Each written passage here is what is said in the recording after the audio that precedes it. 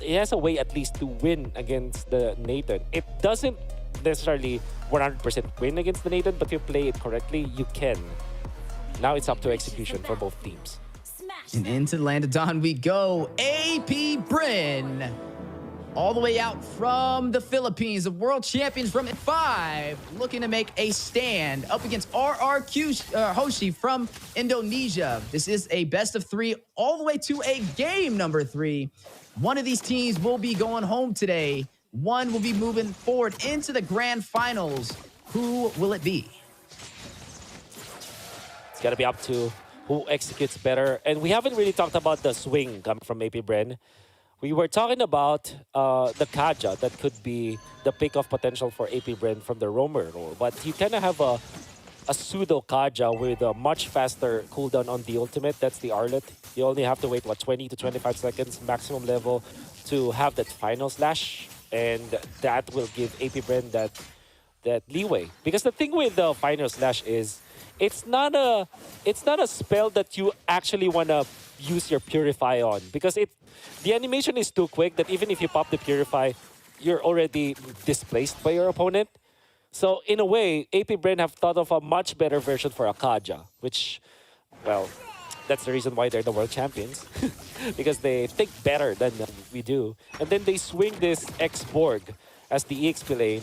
And many teams will argue that X-Borg is strong in the meta game right now just because of the presence of the CC. It actually wins that matchup. Yeah, we talked about having a possible plan for the banana split, right? Stopping banana from being able to rotate around. And I think that's a good read from the side of AP Bren to be able to do that. Now, execution is another story. I mean, we know Banana is one of those players that knows how to find the opportunity that the team is looking for. So that is one of the things we're going to have to kind of pay close attention to for the side of AP Bren as the first turtle does spawn in. Some engagement in the mid lane, though. Big knockup over there from Irad. Appraiser's Wrath finds Ogwin, procs the passive over there from Nana. Few forced to go back. And now the last sanity going out. Flap-TZ for a final stand, trying to delay them from taking this. Violet Requiem goes down. Flap-TZ finds Irad. Kyle TZ claims the turtle for AP Bren. Oh, Flap is in trouble, but already damage has been done. He's actually surviving as the Firaga. It is safe for now. Oh, everybody's just so good at playing right now. Even the Arkeoshi, after losing that, they look really good in that team fight. And they really challenge AP Bren to their limits. But in the end, it's only one hero that will be able to snag that last hit on the turtle. It's definitely going to be the AP Bren side. And hey, we're climbing up that ladder. The pressure's only getting higher, and the room is only getting hotter. But who will be able to maintain that heat? Will it be Indonesia? Will it be the Philippines? This is the last team from the Philippines currently seeing Blacklist taken down by Fireflux the other day inside of the quarterfinals, and AP Bren still trying to hold that banner high. RQ Hoshi, though, back on the scene, back to the name change, some new additions, and looking stronger than ever. Both teams currently tied 1-1 on the scoreboard, but AP Bren, with that turtle play, has a little bit of a slight advantage and a 1,000 gold lead. Super Marco double laning. This is one of the strengths of the Beatrix, just like the Claude, because of the kits. They have unlimited, well, you have 4 weapons to switch from, and you have your teammates to really aid that. Even delaying that top lane for Super Marco to have a much better farm compared to Skylar. Technically speaking, there's also a merit for Skylar to go double lane because he has the ultimate, so he can traverse from top to mid lane very quickly. But Arkeoshi are thinking, we also need farm on Octa, so we're not gonna sack our mid lane just for our gold lane to have a little bit of extra gold. Yeah, and speaking of having the advantage, the first kill for the side of AP Bren did go to Flap-TZ on this X-Borg in the XP lane. You mentioned it being a great answer over there to Banana, and he's off to a really good start. Irad, though, able to get a kill of his own inside of the jungle, putting him slightly possibly ahead up against Kyle TZ. But you are seeing the engagement in the mid-river. Fire missiles going out, pulling Octa back, and Ogwin with the dive in will shut him down. And now Irad trying to join the party. Ogwin trying to get away, trying to expand that distance. Last Sanity to the back line. Almost connecting Flap-TZ an inch away, but still getting the kills. Finds Brusco. Ogwin will fall to Banana, but Flap-TZ takes down Skylar for the double kill. Oh my god, Flap. What an amazing way to control this X-Borg. Last Insanity and second Signal to Fire stakes still on point. You can see it through the replay. While another clash is happening. Look at that. He used the second skill while utilizing the ultimate. And well, everybody does that anyways. But the way that he timed it was so good that he caught 2 members of RQ Hoshi with this additional slows. And unbelievable performance coming out from FlapTZ. Impure Rage X-Borg is the way to go. Definitely the way to go and in control. You're going to see Skylar top side finding Super Marco. That will be the marksman falling for the side of AP Bren. A little bit of a trade back for RRQ Hoshi, trying to even out this scoreboard, not trying to give AP Bren control of the early phase. We know this is pivotal to both sides if they want to be able to win this, is the early game. So far, both teams putting out a great fight. Contest on to the top side, though. Violent Requiem, Special Migration from Kaltizi catches Brusco. Few will do the last hit and take him down. Down will fall the turret in the top side as well. And it looks like RQ Hoshi will disengage. Yeah, they got a turtle, so that's good. But however, they will lose one of their members. And FlapTZ just casually pops the ultimate. Well, local done ultimate anyways at this point. You're not that scared. And they will try to push up top. Yeah, gonna push up top. Final slash on the Skylar. Kaltizi able to close the distance, deal the last hit to take him down. That's a response back from earlier with Super Marco falling. And now they're going to try and proxy this lane. They want to be able to open up this map in their favor, especially losing their tier 1 turret so far. And it looks like they may be able to do that. Brusco not in a position to contest. Hit with the Special Migration. Violent Requiem. And Super Marco will go ahead and take him down. And the turret will fall as well in hands for AP Bren. So we can see the full showcase of how Arlet counters these Purify-based heroes because of the local then ultimate Final Slash. And like I said, even when you pop the Purify on Final Slash, it wouldn't matter because the animation is too quick that you're already displaced. That's exactly what happened to Skylar. Then after the Purify threshold or duration is, because that's a very short duration, like what, 0.5 seconds, 0.2 seconds, that means that the stun now coming out from Ogwen as the Arlet is going to be even more difficult to deal with. They want to go for Flap, but can they take the X-Borg this time? No. Ooh, I mean, Flap definitely going for that MVP. He's looking for it. He's gunning for it. 4-0-0 so far. Half of the kills from the side of AP Bren were dealt by him. Super Marco will be able to claim a turret on the bottom side, and AP Bren able to turn this game into their favor. Now leading by 5,000 gold. Yeah. Looking really scary and looking really dicey now for RQ Hoshi. But we always have to talk about the late game because this is still Nathan. Nathan is Nathan. End of the day, if he survives the initial flurry from AP Bren, he's going to be able to turn it around with Purify as well as the ultimate for a little bit of cleanse. And the damage output from the Nathan late game is actually pretty good. However, AP Bren, what they did to counter the Purify and the Cleanse is to just overload with a lot of crowd control. Like a lot of crowd control sources. Mini crowd control sources kind of answers Purify-based heroes. Because you have low cooldown, reliable knockdowns or stuns or knockups or anything that committing a Purify for one spell, you'll always have to think about that. Should I commit for the Purify just to get out, or should I wait for the big ticket ultimates?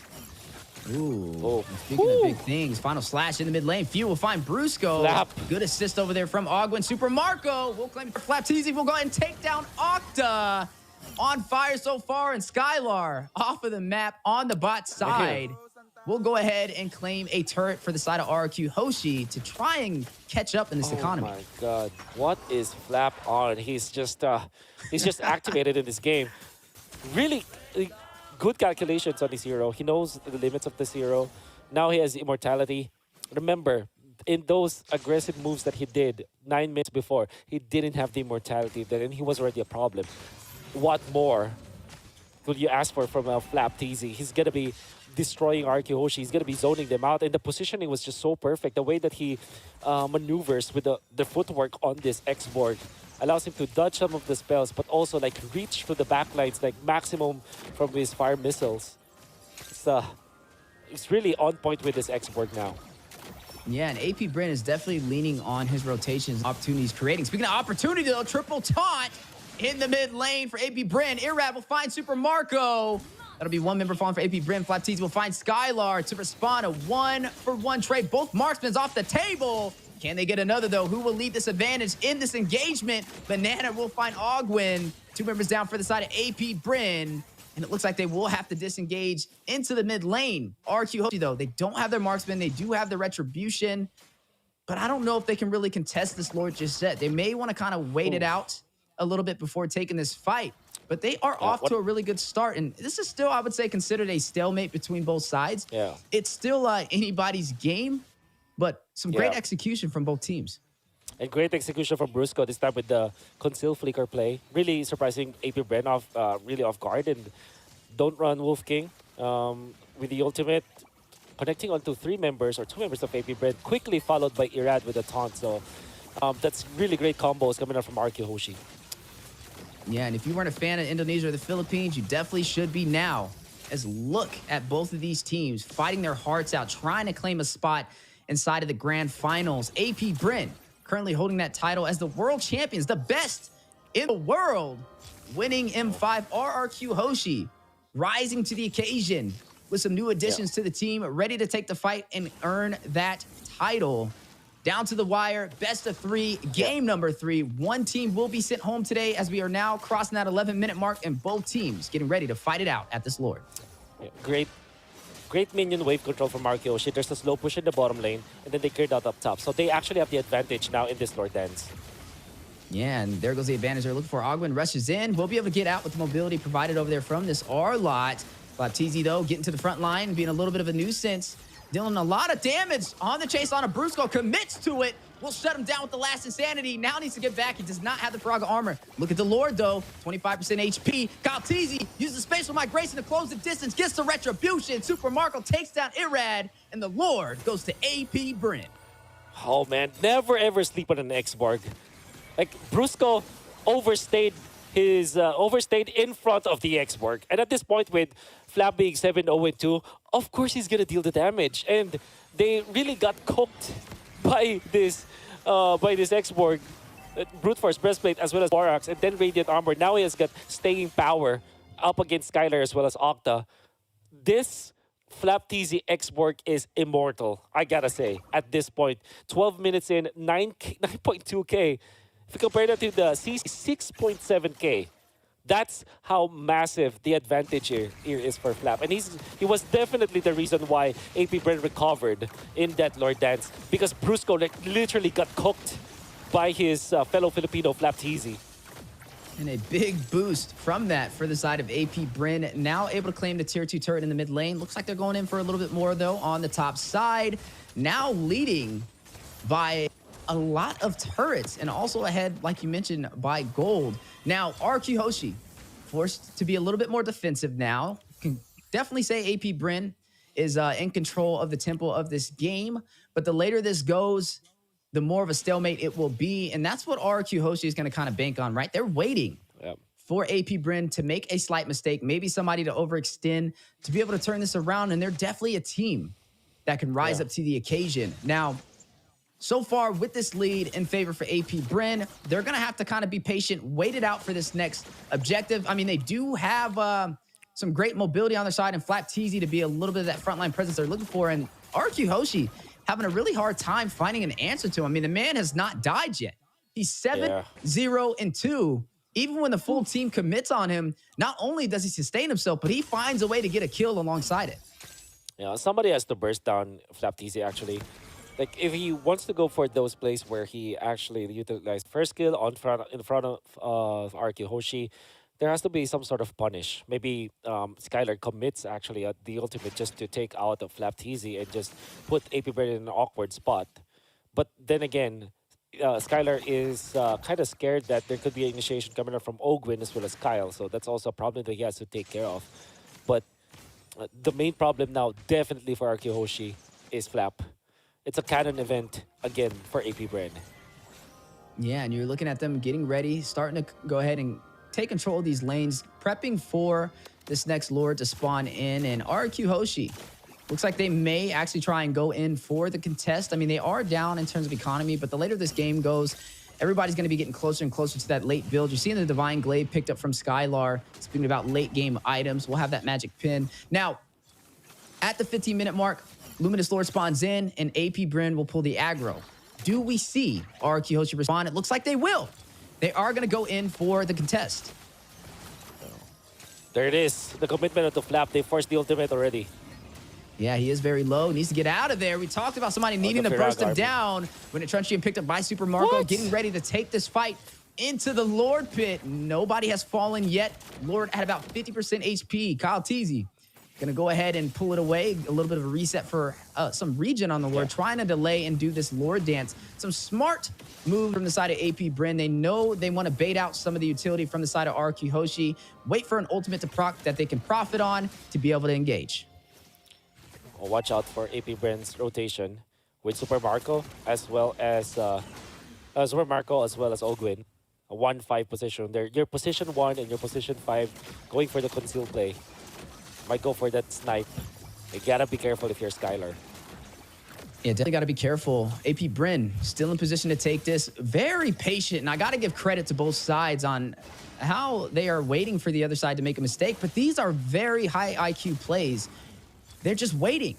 This is the Lord dance we've been talking about that has been in the Land of Dawn for ages, especially on this level of competition. The Philippines and Indonesia, two of the most competitive regions in Mlbb history, now fighting it out, raising those banners high. Flapteezy, though, is going to use that Braga armor, rushing in. Does take some serious hits. Entropy may come out. You're going to see Few find a kill, though. Shuts down Irat. That is huge. Is now RRQ Hoshi does not have the retribution.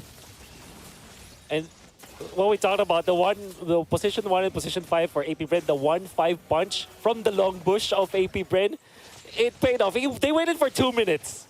But because of their patience, they took out Irat with that combo. And now, massive advantage for AP Bren, but Kyle is low. Yeah, he wants him. He knows. He has the retribution. Oh, no. He wants him. No. Oh, Super Marco takes him down. 2 members falling for RRQ Hoshi. Still looking at a 5-man stack. Out from the Philippines, AP Bren still in control of this neutral objective, and it looks like they are going in for the take. Ogwin will take down Octa. Super Marco finds Brusco, Skylar, and Irad wondering where did we go wrong. Now need to get out of there, but AP Bren on the chase for the kill. Few takes down Skylar, and another will fall as Super Marco with the mega kill will go ahead and shut down Irad. A full wipeout against RRQ Hoshi. They can go straight for the juggler this time. They have Beatrix, one of the fastest siegers out there, and there's only Banana that can defend this. Banana going in and chasing Kyle Teasy, trying to go for the hero plays, but unfortunately wasn't successful, and now he's taken out. That should be it. AP Bren will take this series for sure. Yeah, able to claim this game and keep the Philippines inside of Game of Futures 2024 as they move on as the first seat in the grand finals.